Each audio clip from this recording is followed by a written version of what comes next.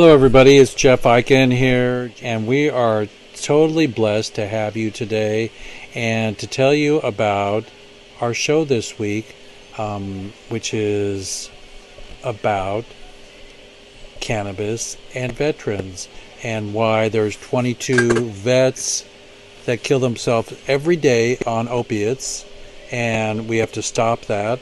I just lost somebody to fentanyl this week. There was a dear DJ Soul Joshua. We talked about it last week. And so join us for Weeds Day on episode 89 and get into our 90s. And we love you and hemp hemp hooray. Weeds Days. Hemp hemp hooray. And announcing Homies in Dreamland from last week and Joe Bradley Photography on Open Seas. Live Hemp Hemp Hooray.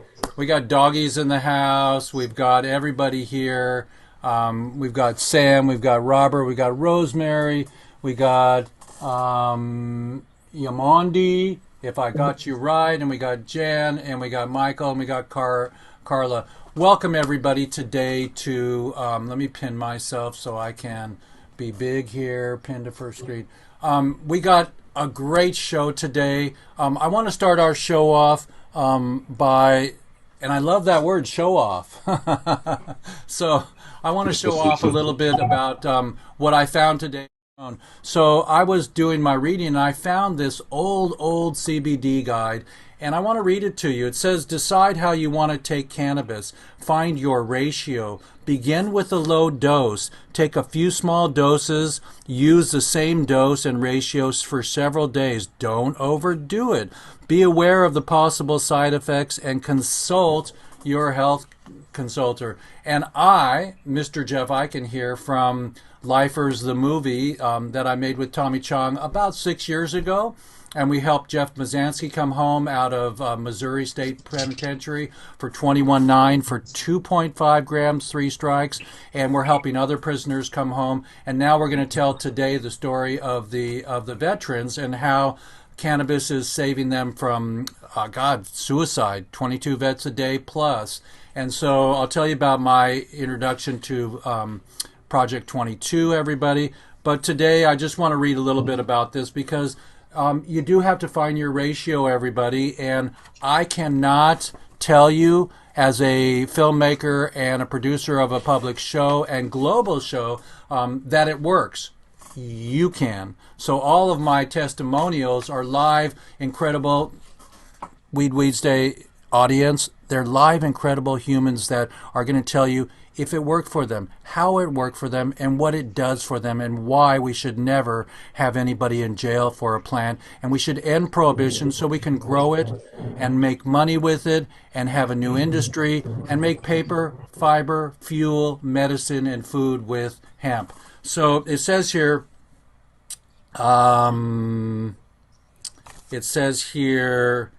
find your ratio.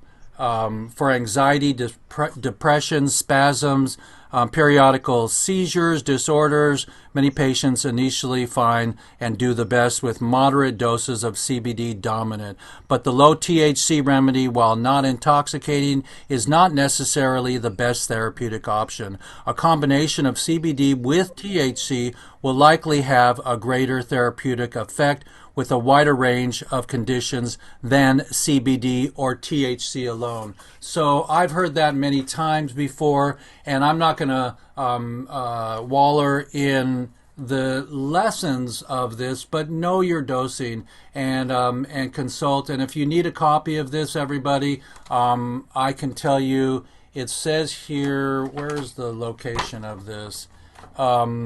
It's the Project CBD. It's called projectcbd.org. So if you go there, everybody, you can find some advice and everything. So here we go. Everybody say hello. I'd like to bring on, let's see, I'm going to unpin me here and bring us all into the space here. View gallery. Okay, so we have Sam, Cara, and I think we lost Mike. Here comes Mike again. Mike's Mike is our connection to all these incredible vets today, everybody. And Kara's our co-host. Say hello, Kara. Hey everybody, my name's Kara. I'm here in Indiana. I'm a coach, life coach, and wellness coach with hemp-based practices, and I'm here to help in whatever way possible, and hope to hear some stories from you guys about how CBD or hemp or cannabis has helped you guys get through whatever you've been through in life. And then now I want to introduce Michael. Michael, say hello and introduce your team. Hello there. Happy Weed Wednesday. Hemp Hooray. Hopefully my service is good. So that's Michael. He brought us all in. Let's start at the top and do a round table here. Jen, give us a hello and tell us your connection, and a little bit about Mike bringing you on today. And blessings and welcome. Hi, nice to meet you. Thanks for having me here. My name is Jen Baxter. I am the Ambassador Team Coordinator for Balanced Veterans Network. We provide education and advocacy to veterans who are looking for a healthier way of living. So we do have a component that has cannabis involved. We also focus on plant medicine, mental wellness, and movement as well. So it's kind of whole body wellness. My personal story, just to kind of give you an idea of where I come from, I served in the United States Air Force for 14 years with a law enforcement career. And unfortunately, my career was cut short due to a medical retirement at the end of 2012. I found myself on a 6.5 year toxic relationship, you could say, with pharmaceuticals, and was transitioned from the military of being on a lot of opiate medicine to go into the VA healthcare system, and found myself at one point being prescribed 600 pills a month. I was taking... Where were you serving? Where were you serving? At the time, I was stationed at MCAS Miramar in San Diego. Okay. That's where I ended my career. That's where I was retired out of. I was there for about 5 years. I had foot surgeries that went bad, a second one to try and fix it, and then a third one didn't work out. So I eventually was retired.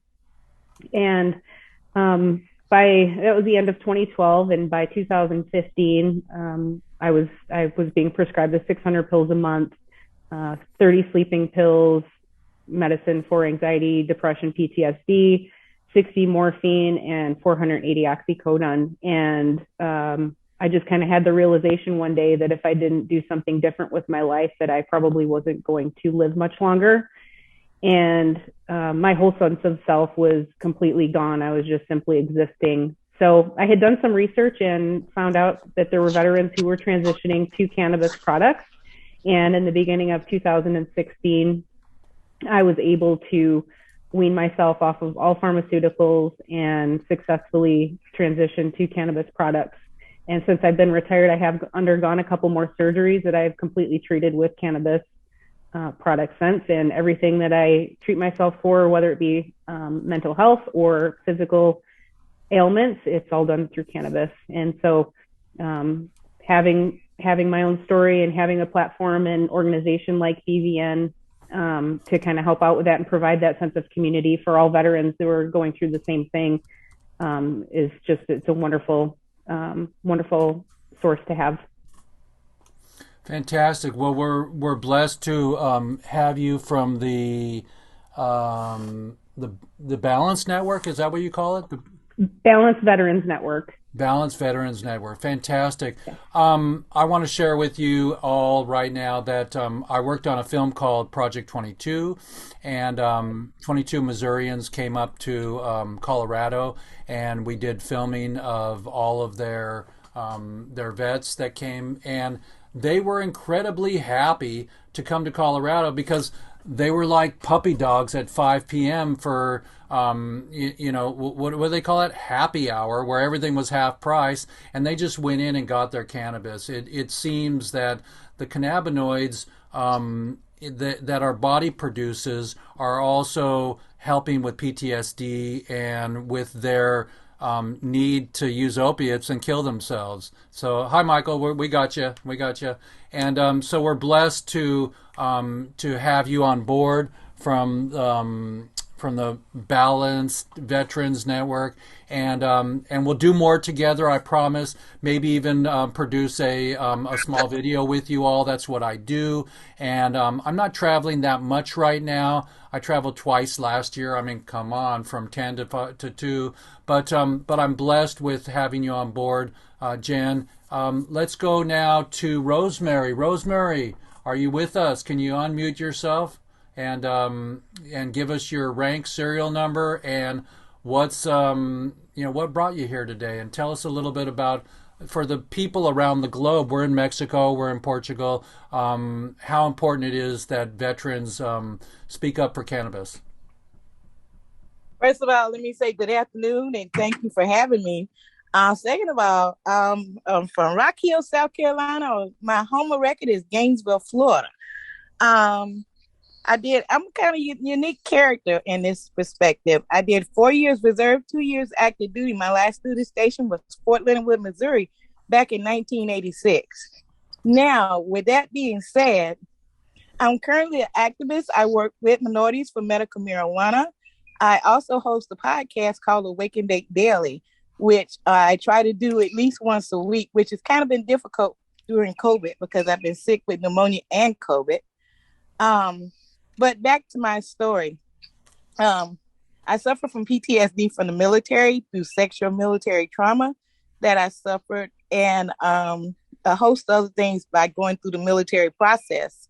I have 2 total knee replacements as of now. My right knee's been replaced 3 times, my left knee once. I have ruptured disc in my back. I have tendonitis, and also I suffer from post-traumatic stress disorder. So and no opiates in your system. Excuse me? And no opiates in your system. No, sir, not since 2014. Yay. I went to Denver, Colorado, I guess you could say, to find myself.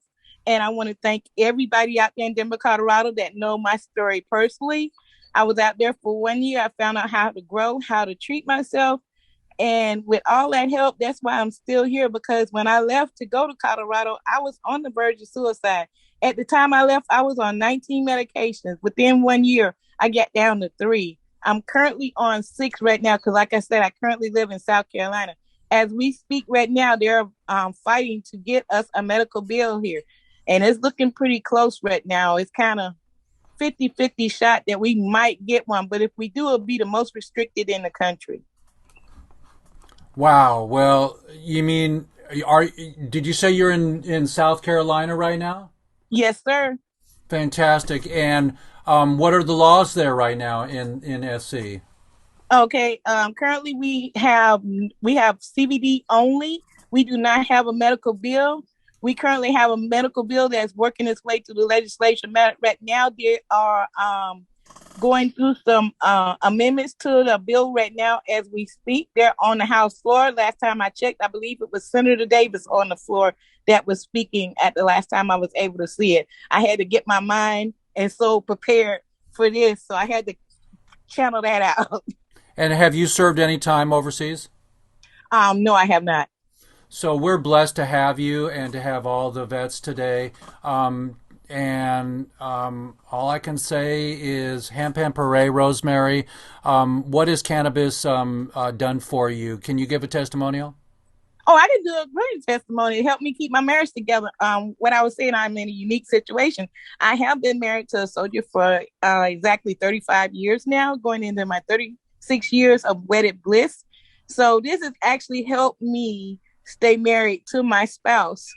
And he's seen the changes in me right after I came back from Colorado, because when you're suffering from post-traumatic stress or whatever you're suffering through and you don't have answers, and I've took over 25, 30 different prescriptions, from anywhere from Percocet to Zoloft to everything else, from sleep, bipolar disorder, the whole 9 yards. When I'm talking about a chemical cesspool the VA gives you, I was on the brown bag brigade, and it took me losing memory on 77 to say I had enough. I mean, with one of the medications was tramadol.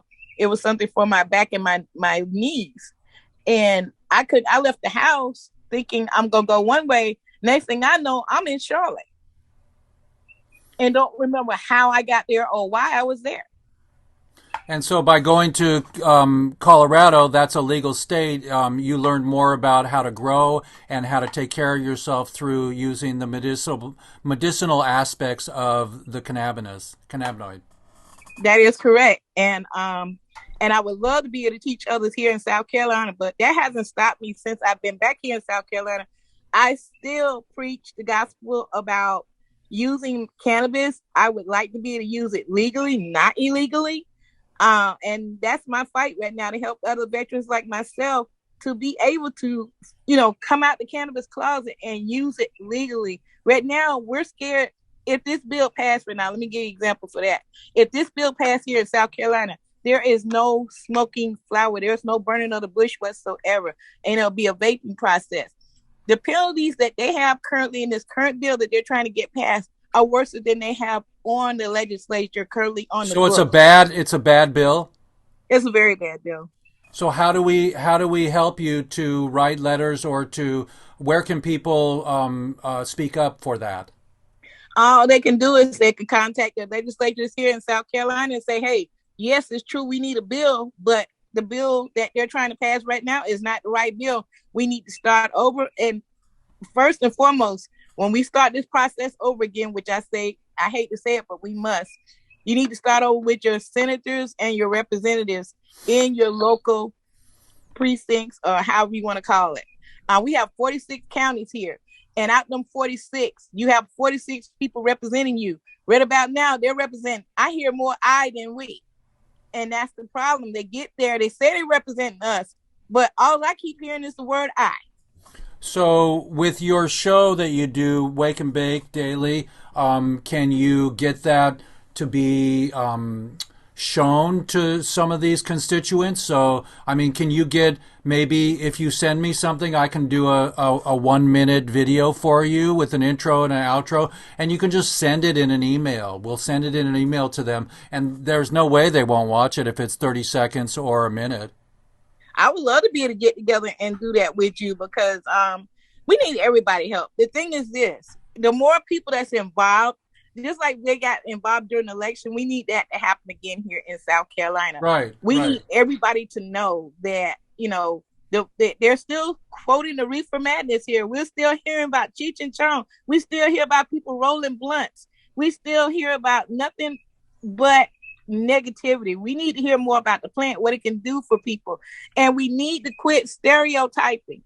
This bill has been so stereotyped, it's ridiculous. Well, you sound like a perfect poster child for South Carolina, and for the world. I mean, you're speaking the words that the world needs to embrace. I mean, I don't know if it's Puerto Rico or the Philippines where they're still killing people for a pot. The idea is that we hold space, and every fourth Weeds Day we have World 420 Day, and we do a 42-second meditation to visualize marijuana becoming free again, because alcohol's free and it's a little bit more angry and it messes with your liver. Marijuana doesn't. And so that's the only thing that I know and I'm allowed to say. But with your testimonials that it worked for you, bless you so much. And everybody today here in the back office on the chat box, text me your email, your name, and your phone numbers, and I'll stay close with you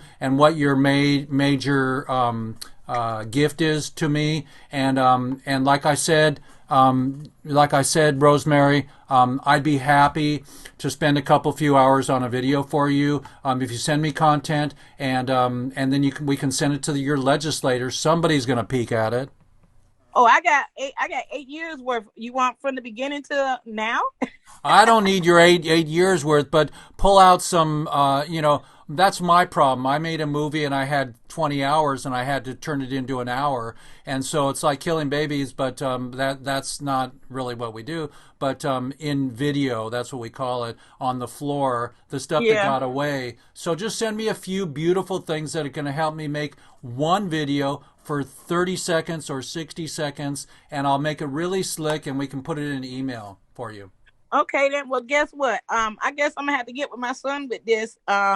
because like you said, it's hard when you got to make selections like that because it is so much out there that you can select. So I'm going to have to get with my son this. Just pick some doozies. Pick some doozies, and I'll come up with something really beautiful, and I'll interview you again on a private moment. And thank you. That was Rosemary, everybody. Let's thank you. Thank you. And let's say hi to Michael when we're going around the horn for a minute. No, we got Kara. Kara, come in again and say hi, and bless the veterans. Hi, everybody. Thanks for having me here with you guys today. I just wanted to say a little bit about, why I like the plant and why it helps me. I've been abused personally throughout my life by the system and discrimination against myself just for being me. And with cannabis and hemp, I'm able to just elevate my mood to where I can function daily, and get through my day without mood swings because of my bipolar disorder, my PTSD from the traumas I've experienced, and generalized anxiety disorder, as well as SAD and just general depression. The list will go on. And I also have physical ailments as well that consist of a lot of pain and blood pressure issues. And I've had weight loss surgery, so I need it for appetite. I get to eat about 4 to 6 bites of food daily, literally daily, 4 to 6 bites of food since I've had weight loss surgery. And without using the correct amount of cannabis, I can't eat. I can't exist. I don't have energy. And it's just something Kara, you know what I say? Marijuana is the gateway drug to the munchies.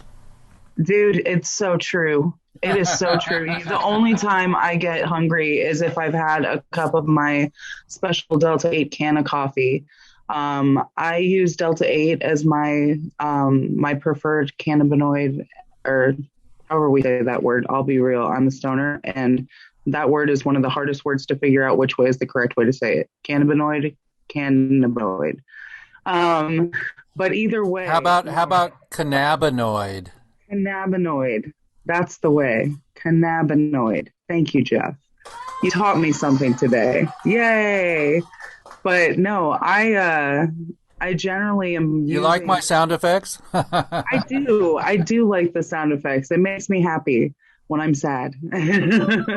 That's pretty much the cannabis too. It makes me happy when I'm sad. But the life in general right now, I think, is collectively sad because of the pandemic. And honestly, having cannabis as a release of just the true energy of the earth has been great for me. Whether it's been Delta 8, which is what's legal here in my state, or whether it's cannabis, which is legal in states surrounding mine. I'm lucky that I get to tour up to other states and visit their culture and see what it's like in different marketplaces. I'm very lucky that I have some kind of access to adult use cannabis around me. But, it's still unsafe for people like me to have cannabis at all in our homes. So literally, I just have what's legal here, and that's what's good for me.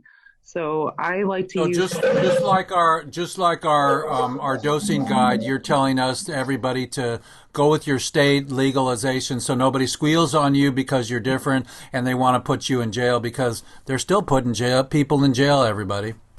It's sad out here. It's a real sadness. There's a lot of people in my state that are suffering from opioid addiction because we have a lot of veterans. We have a lot of people that have just suffered hard lives of addiction to heroin and meth.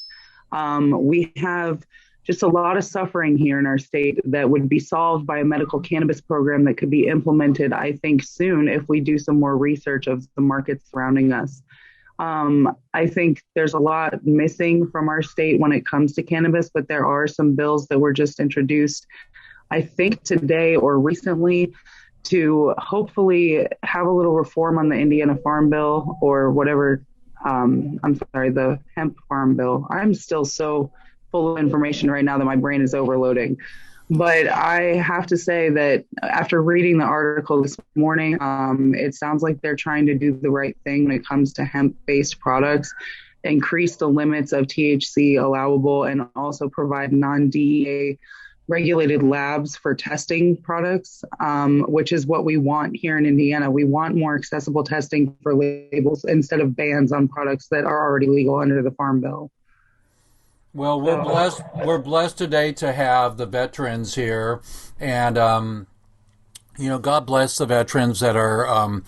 And this is not, we're not going to church here, but sometimes my show is like church, because you feel better, and each one of us gets to be the ringleader, the pastor for the moment. And so we have Jen, myself, Rosemary, Sam, Cara, and Michael and Robert. Michael, are you allowed to have some bandwidth and say hi? I can say hello and audio. My video seems to be silly. Okay. And thank you for having us. Thank you, everybody showing. Hemp Hooray. Anybody needs any seeds, vet wise, let me know. Reach out. That's what I create them for. So, got my own little PTSD, pain issues, nervous issues from physical trauma, things like that. So, I've got cultivars that fit the needs for a lot of the individuals that I've coached on how to grow, which just happen to be vets and retired cops, or all of them, which has been fun. So, at least on the personal side. So I love everything you're doing here, Jeff. Thanks for having us, and looking forward to ending prohibition with you. Well, I appreciate you so much, and it's great to be building my farmy. That's what the vets are all about.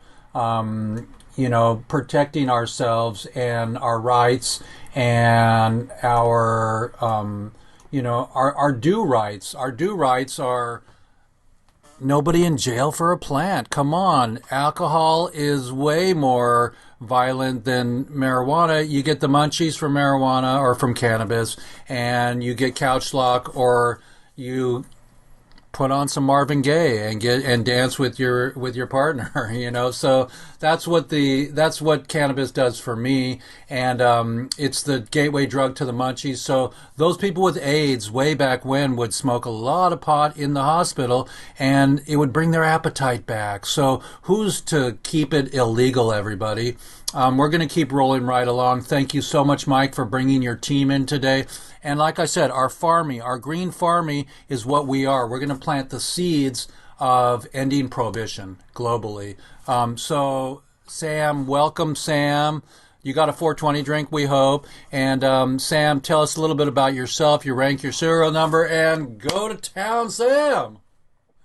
Well, I'm Sam Sussman. I'm a former CTM-3, United States Navy. Stationed out on USS Hopper DDG 70 out of Pearl Harbor, Hawaii, then Hopper Information Services Operations Far East. My detailer had really good jokes because before I got injured, I was supposed to go back to USS Hopper, and he was just going to have me hop around the commands. So my detailer kind of was a little bit of a jokester on me, but it was a fun time in the Navy. But there was also some traumas that occurred that caused my CPTSD. So I have what's called complex PTSD. It's a series of traumas instead of just one trauma. So for me, it was a lot of acts of anti-Semitism from growing up all the way while I was active duty as well, and kind of dealing with those traumas and facing them. With cannabis, it allows me to actually focus and break those apart when I start doing the meditation aspects. So a little bit about Jen here with Balanced Veterans Network and Robert. I was on the path to getting prescribed my 7th different anxiety and depression pill at the VA when I just said, I'm done playing games. I'm done with the guessing game of, is this next pill going to work? Is this next pill going to make me feel less suicidal? Is it going to make me feel less of like a shitty person? And I switched over to using plant-based medication, meditation, and movement. So between Veterans Ending the Stigma, which is with Robert Kowalski, and then Balanced Veterans Network, I was able to connect the dots and start getting more involved in the cannabis community. Robert made a great introduction to me to a wonderful woman named Tasha Roundtree. She's hosting with Midwest Cannon Women a expungement clinic on February 16th, where we got invited to come out and help out with that. So it's veteran ending the stigma with Midwest Canna Women and a few other sponsors of that event. We're just there to help fill out paperwork. We're not going to sponsor a program. We're just there to help out. What So state we are you want to in? make What state is I'm that? in, this is in Ohio, but Okay, we're going to be great. having clinics all across the state in Dayton, Cincinnati, Cleveland, and Columbus. So we're going to be doing expungements in 4 different cities on the same day on February 16th in hopes to have one of the largest expungement clinics in the state of Ohio, and hopes that we can get more support for cannabis legalization and also for home grow, because we're trying to push a big caregiver movement here on top of a recreational market. Guess And what? to be real, Guess I'm what? just, Guess what? February yes, sir. 16th is a Weeds Day. Let's have a live episode and have you guys on. I'll ask them if they're down. It's up to Tasha and Sure. pretty much everybody who's involved. So I Sure. don't want to pressure them to do something, No, no, no, no. We'll especially just when, invite them, and we can also pre-record them a couple days in advance, and we can put them on and dedicate that show. absolutely, I'll ask them. I'm going to be seeing Tasha later today. Uh, it's been a fun journey with cannabis to where now I'm getting a lot more involved. And that's where I'm pushing a campaign here in Ohio with Robert as well. I know you're a little We're bit pushing nervous, more, but you yeah, sound great today. You sound great, and we're really pleased to have you. You're doing great. I mean, this is a warm up to February 16th and to the rest of your life. You're going to be a spokesperson. You're doing fantastic. absolutely. And one of the things we're pushing is over the counter. We want to phrase it over the counter instead of recreational. Because one of the things that ends up happening when we start pushing a recreational or adult use market is the medical market gets left out. And when we start pushing the over the counter aspect, we have people starting to think more instead of like, hey, man, I just need to go get a joint to get high, to relax from the day, to, hey, I was extremely stressed today. My anxiety was up. I kind of need that joint to recenter and rebalance. So that way we bring back into this aspect that all use is medical use. Whether it's recognized medical use or not is a completely different subject. If it's somebody just, that's how they relax when they get off work instead of a beer, we should probably start having that conversation about the depressant that they were choosing in the past versus something that's helping them relax now.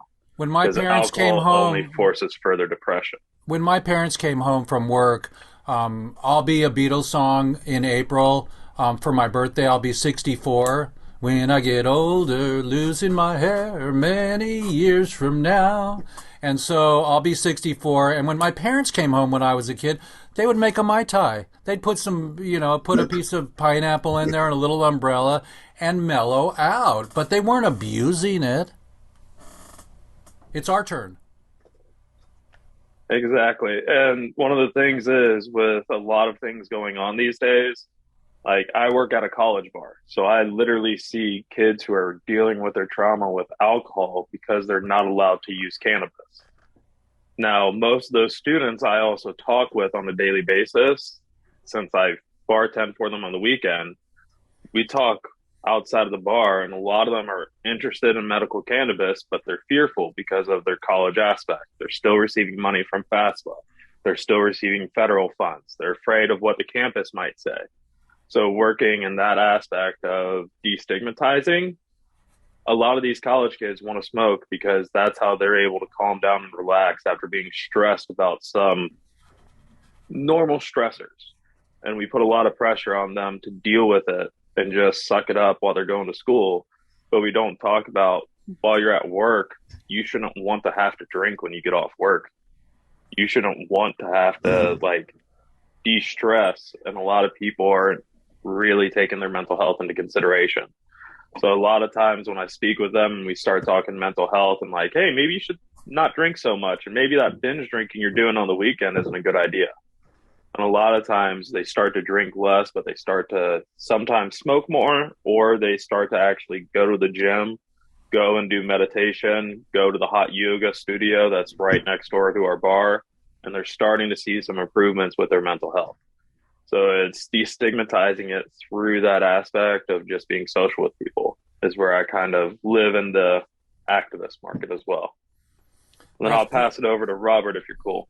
Yeah, that's pretty great. That you're in the headspace and in the heart space and the green farmy, as I call it, space to teach the children responsibility with alcohol and responsibility with cannabinoids and responsibility with being nice on the planet. I mean, you can't be, you can't curb your niceness, but you can curb your intake of of anything that's not right for you. You can overdose anything, but I'm just really blessed to have you on board and have you as one of the spokespeople today. We're at Weeds Day, everybody. Jeff Eichen, episode 89, doing a reset here. And Robert, take it away. Well, Jeff, thanks for having me. Name's Robert Kowalski. I am a disabled U.S. Air Force Security Forces veteran. I was stationed at Wright-Patterson Air Force Base in Ohio. I currently live in Ohio. I did 2 combat tours to Iraq, one in 2007, and then I was there all of 2009 for a police transition team, training Iraqi police officers. I was diagnosed with PTSD shortly after while I was still active duty, and struggled to find help while active. It started with a couple of medications here and there, a lot of times leading to bad paperwork. And so I actually took matters into my own hands and started addressing my symptoms with cannabis while I was still active. This led to my discharge of about 6 months later for a urinalysis positive test for cannabis. That sent me down a path to where I became homeless. I was homeless for a year, fighting the VA to carry over my PTSD diagnosis to receive assistance.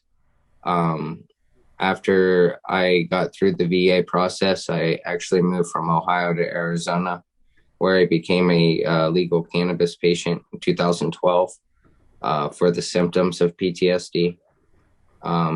Shortly thereafter, I was able to stop taking all of the pharmaceutical medication that the VA had prescribed me.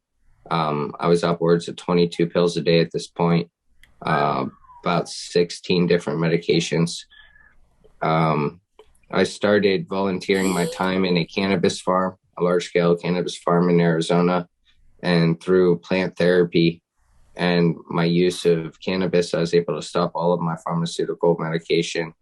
I was able to kind of center myself, gravitate myself back to the real world on how to mesh back into society. Moved back to Ohio about a year later to try and help my grandmother who was diagnosed with cancer. And that's what led me into advocacy for the plant. Moving back to Ohio, it was still illegal. And so I wanted to share what I had learned with my experience with other patients in the Arizona market, as well as my experience with cultivating it.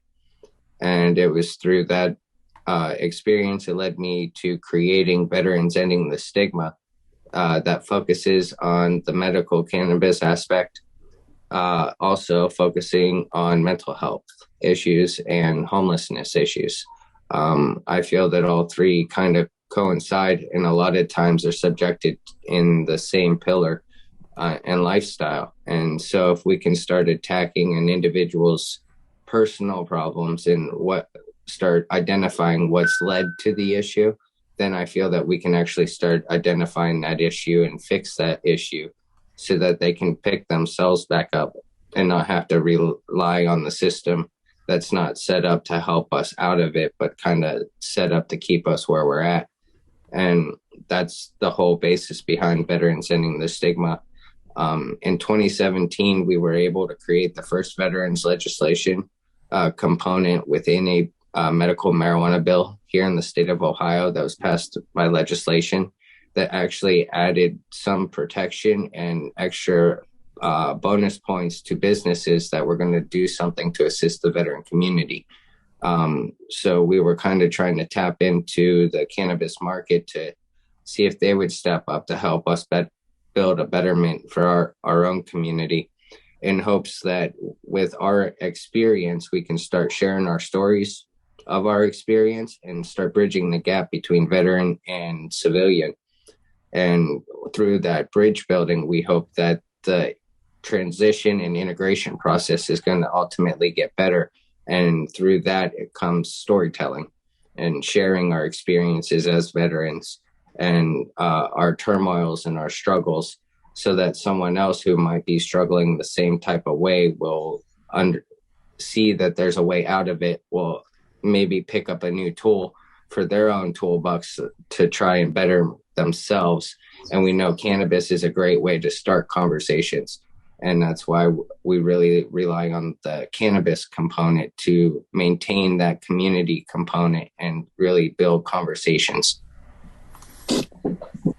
Well, I'm super proud of you, man, and it's really beautiful to have you. I'm going to pin you on the first screen here with me. It's super great to have you as an ambassador right now. I hear you. You're very articulate. I'm not.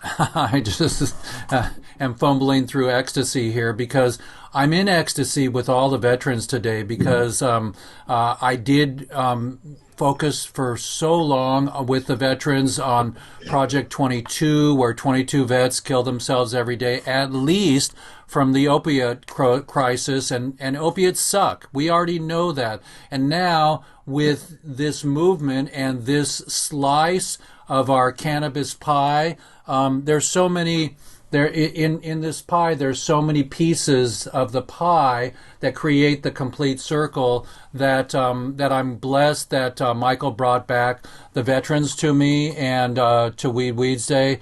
I'm not a big deal. I just do what I do. And as the angels, the Canna Angels, bring different communities and groups to me, I focus on you guys for a while and add you to my farmy because I want to infiltrate, and I'm using veterans' words, I want to infiltrate the planet with good information, with education, which we call meducation. And the meducation is exactly what you're talking about. You know, what you said, Robert, and what Sam is talking about, what Rosemary has said, and what Jen is doing with her organization and her flow. So it is our opportunity and our responsibility to share this information, and may this day of bringing the vets back in help everybody to realize that it is helping with PTSD, and there is a receptor that I learned about at a conference in Colorado. Dr. Machulam was there from Israel, and Israel studies this and studies the component of the receptor, the PTSD receptor. And again, you all are the testimonials. So I'm going to ask you a question, Robert. Physically, mentally, and emotionally, happily, when did you get off your opiates and go to cannabis? And what was the circumstances? Well, the reason I had tried cannabis originally while I was still active duty was for sleep issues. I was sleeping either too much or I wasn't sleeping at all on the pharmaceuticals I was put on while active. And it relayed to either me being extremely tardy to work, leading to bad paperwork, or I just wasn't sleeping at all. And then when you start going days without sleeping and severe insomnia kicks in, then I started losing time and not really knowing where I was going, how I ended up places. And so that's why I started using it in the first place. And it took probably about 6 months after becoming a patient in Arizona to get off of all 22 pharmaceuticals. I did it probably not the best way. I know it wasn't the best way. I just did it cold turkey. I said I was done with these things. I tried overdosing myself. and I tried taking every bottle I had all at once, and that was kind of the turning point for me, to where it was like, if this is readily available and I've hit this far rock bottom, I got to do something, and the best way to stop something is to stop it, in my mind. So I stopped it and pushed through it. What I did notice was my usage. When I did do this, I started journaling my usage. And to get off of all of my pharmaceuticals, I was utilizing about 5 ounces a month. And after about 6 to 8 months of using 5 ounces a month, my usage by itself had actually dropped down to 3 ounces a month. And ultimately now, almost 10 years later, I utilize about 2.5 ounces a month to get by, to work on the advocacy work that I work on with Weed for Warrior Project's political action unit. Also helping out other veterans in their endeavors and really trying to pick up our community. So that's where I'm at really with my cannabis usage. Well, we're proud of you for speaking up today and for the rest of your time here, so you can be part of our Farmy. We welcome you, man. The Green Farmy is, we're enlisting them right now. We're getting ready to work with Dan Harrer on a golf tournament for his father. We'll have representation there in California on that day from the veterans for sure. I will not forget you. I haven't, but thanks to Michael, you're back in the Farmy right now, and I'm really doing a good push for 22 to get to the White House and to represent us and to end prohibition, because if we do it in America, it'll follow suit in every other country. Mexico's got a little bit going on right now, and we know about Uruguay and Portugal. They've decriminalized all pharmaceuticals, and so did Oregon, and now psychedelics are becoming popular, and it's important to have the psychedelia team on board too, because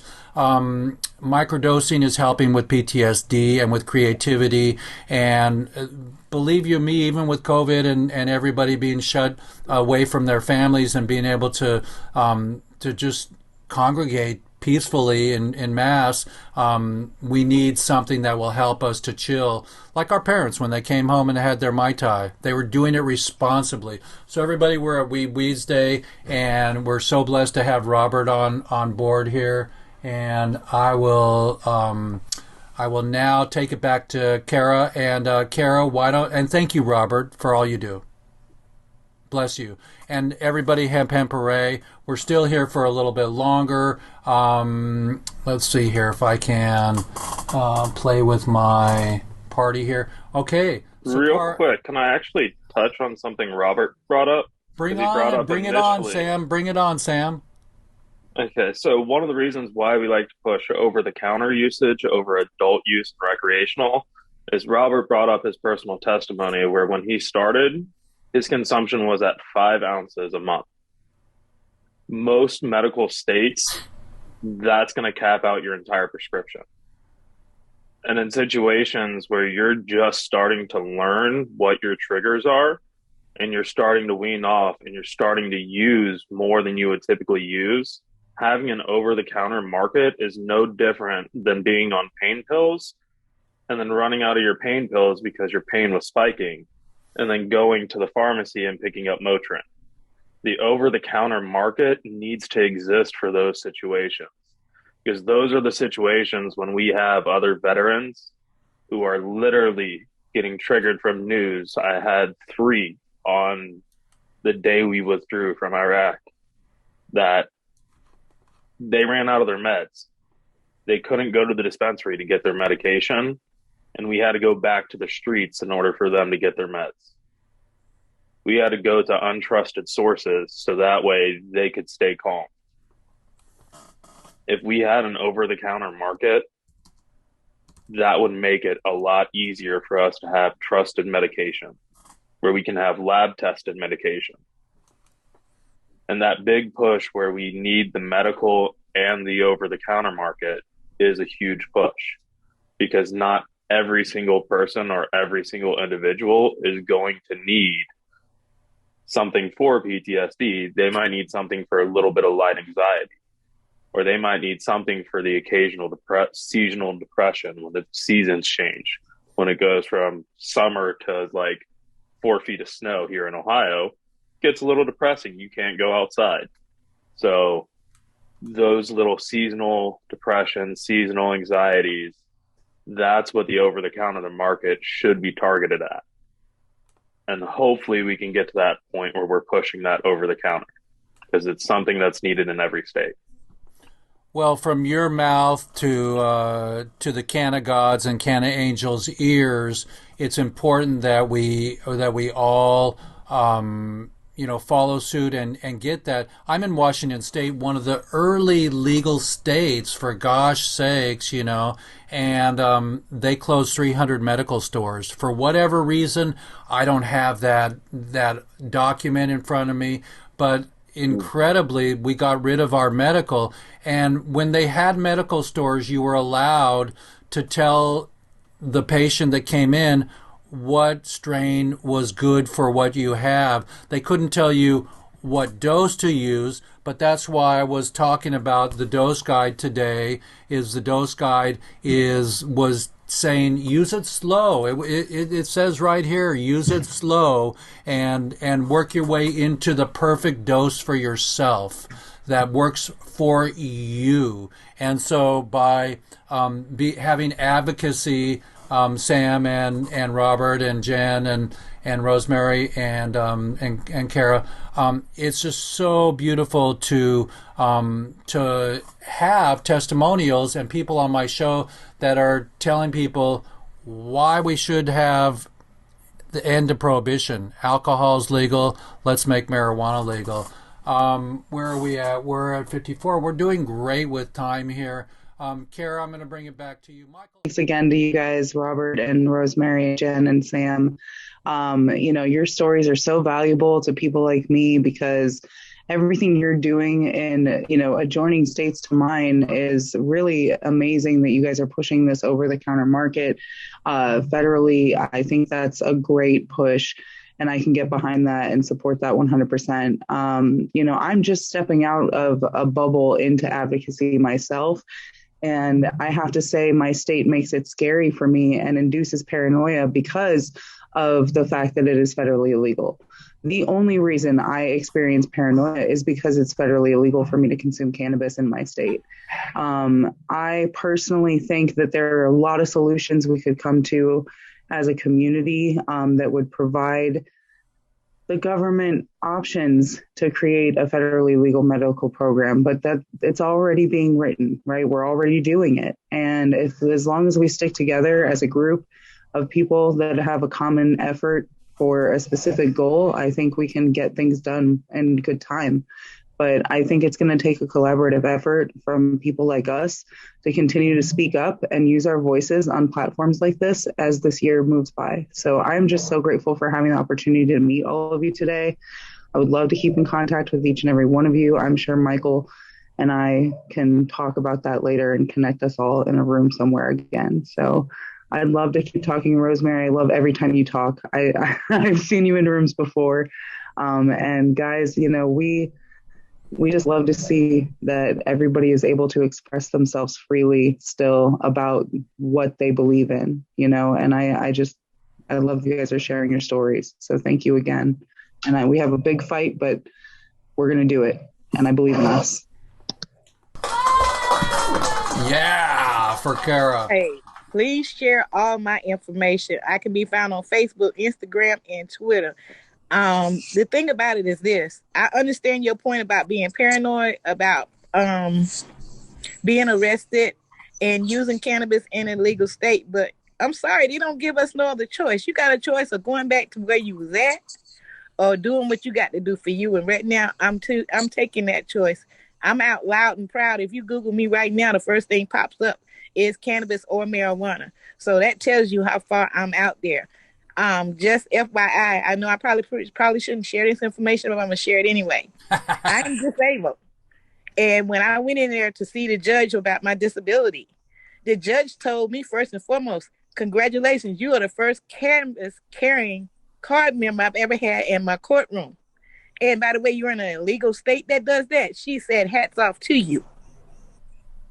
So just keep that in mind, when you do what you do. I'm not saying thumb your nose at the authorities by no means. And if you do medicate safely and in the privacy of your own home, and don't advertise like I did. I don't recommend this for nobody. Because remember, I started this 8 years ago. You see how much gray I got? I'm just saying. But at the end of the day, I love my husband enough that I would take that chance to keep on doing what I'm doing right now, because I'd rather be up here talking to y'all right now than being on those 22 pills a day. Sleep, not knowing what's going on, losing track of time and everything else. So those are the choices that I have to make in my life, and I chose life, and I'll be 60 next month. So I'm happy to say that. Hey. Well, let's go around the horn. Jen, give us your final words and hope for the future. I really appreciate listening to everybody's story, and we all come from different walks of life, but at the end of the day, we all have such similar stories and such similar motivations for doing what we do. It's all too common that we have veterans and everybody talking about how many pills they're taking and how cannabis has essentially saved their lives. So no matter where you come from or what you're doing, it's all about us coming together and working together for the greater good. So thank you so much for having me here, and hope you all have a good rest of your day. Hey, Jen, what do you have to say to the children? What's that? What do you have to say to the children? To the children? Yeah, out there in discovering their world. Oh, just don't let anybody extinguish your fire, your light. Just be you and live your life and live it to the best of your own ability, and keep that light shining. And what do you have to say to the adults? To the adults, turn the light back on and get out of your own way. And what do you have to say to me? I have to say to you, thank you so much for doing what you do, and it's been a pleasure being here. So I'm fortunate to be out here in Arizona, where we have a lot of more opportunities. I feel bad for y'all in states where it's not so easy. Right, and thank you so much. We're going to go around the horn, and Sam, final words. So I'm gonna the 22 for 22. This is the year. I mean, it just makes sense for that slogan to be the slogan for veterans this year, for the push for legalization. Because let's be real, I live in Heroin Alley. Like 60 Minutes does a documentary down the street from my house about once every 3 months about the heroin epidemic here in Dayton, Ohio. Most of the heroin addicts started on prescription pills. Most of the overdoses are from people who are just trying to either escape their pain that's either in their head or their actual physical pain, because it's kind of a violent place down here. The 22 a day, it's not just 22 of us. There's also spouses, family members, other civilians who are also having those challenges every day. If we can bridge this gap through that, you might as well make that push for 22 for 22. Well, I'm super proud of you. What do you have to say to the children? Stay in school and, I don't know, study. I'm not really. How about the adults? How about the adults? If you can have a glass of wine a day, you can have a joint a day. Sometimes that wine might be a temporary solution, but that joint might be a long term. And to me? Thank you so much for having me out. It's been a blast bringing everybody together for this. Let's hope for some big pushes in those non-legal states that are still in prohibition. Thank you so much for all you do. And don't forget to leave your contact for me in the chat box. Rosemary, final words?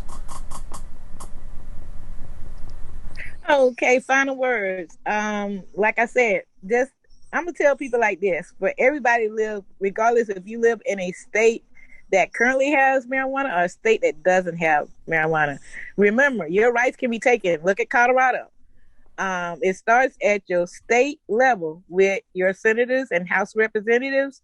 You have to vote the right people in order to keep your laws. For those who are like us here in South Carolina, in order for us to get the laws we want, you have to vote the people in that's going to work for us, ladies and gentlemen. That's the only way.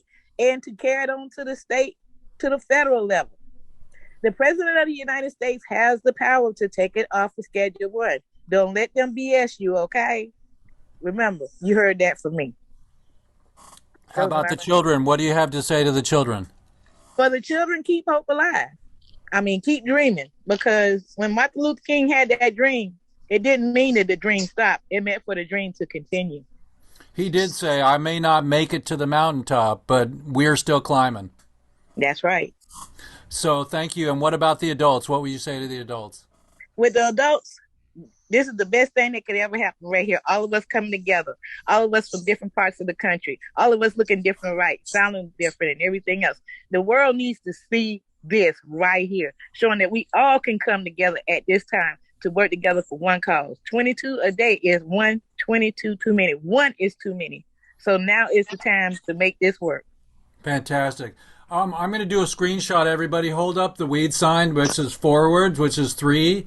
So at the count of 3, 1, 2, there we go. Okay, yeah, there we go. Got it. And we'll throw in Michael down the road. Okay, we're going around the horn. Robert, give us. Robert, give us your final words. First off, healing begins with purpose. If you feel like you've lost your way, go out there and try and find your purpose again. You'll find that it really is a build up to your inner self, your inner peace, and your overall well-being. And if you're interested in advocacy work, the first step to doing that is showing up. Show up, figure out who the players are, figure out who's doing what, where, and how they're playing the game. And then you figure out where you fit in and where you feel you can make the most impact in that game. And from there, you'll find that your future may be bright and changing what we're all here trying to change. Fantastic. That's all about speaking up, everybody, and sharing and caring. What do you have to say to the children? Dream big. Don't lose focus, and remember that even though things are hard, if they're hard, they'll get better. Everything is only momentarily. And what about the adults? For the adults, I would say remember what the term community means. I feel like we've lost that sense of community, and if we're going to get through this world, we got to do it together. And it doesn't matter what you look like. It doesn't matter where you're from. If you live next to somebody, make sure that you take care of that person, because all in all, we're all in this mess together. Fantastic. And what about me? I don't really know you, so I guess I could say thanks, and I appreciate this, and I appreciate the work you're doing to help keep the message moving forward. Thank you so much for being with us and being a voice, and for all your service. Michael, we saw you for a second. Can you give us final words? Absolutely. Thank you guys all for showing up. I'm just going to stick with the motto of what I do. It's we grow stronger together. So the words that each and every one of you guys said, it's truth. So I look forward to rewatching this again, just to watch all this magic over and witness the beginning to us collaborating together and ending prohibition. Fantastic. We've got many ways of leverage, and I look forward to being part of it. So thank you. And Michael, what about for the children? What would you say to the children? Don't listen to the stigma. Educate yourself. Make your own decision. How about the adults? Stay lifted. That's it. And what about me? Well, that's not. There's going to be children listening. So, no, much love, Jeff, and I look forward to changing the world with you, man. Okay, yeah, change is happening all over the place. And everybody be safe and don't worry about traveling to the next big show. We'll have it here. And let's be sure that the person that I talked to that's going to that one show, if we can get them involved. And everybody, I'm really blessed to have you today. Cara, any final words? I have to say, we grow stronger together is definitely true. Sense of community is what we're here for. And everybody already said everything I would have said. So stay fly, stay high, and stay vibing, guys.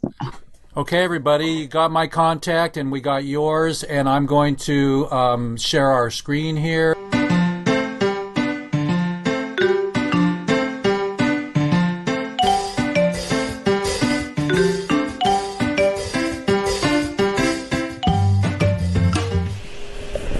Hello, everybody. It's Jeff Eichen here, and we are totally blessed to have you today and to tell you about our show this week, which is about cannabis and veterans, and why there's 22 vets that kill themselves every day on opiates, and we have to stop that. I just lost somebody to fentanyl this week. There was a dear DJ Soul, Joshua. We talked about him last week. And so join us for Weeds Day on episode 89 and get into our 90s. And we love you, and hemp hemp hooray. Hemp hemp hooray. Okay, everybody, that is our show for today, and we are super blessed to have everybody. Let's get one more look at everybody here before we sign off. And I got a new family. I love you all. I love you, Jen. I love you, Robert. I love you, Sam. I love you, Rosemary. You guys are very... from the first day, all my weed people are articulate. They just know what they're talking about. And it's medicine, it's paper, it's fiber, it's fuel. Get a move on, everybody. Let's end prohibition together. And this is Wednesday. Jeff Eichen signing off. Stay in contact with me, and let's save the world together. Thank you, Michael. Have a wonderful move to Missouri, and I'll get you in touch with Jeff Mazansky. I was going to bring him on today, but didn't have enough time. We'll do it next time, and Kara will get together. And Jeff Eichen signing out. Hemp hemp hooray. Hemp hemp hooray. And announcing Homies in Dreamland from last week and Joe Bradley Photography on Open Seas.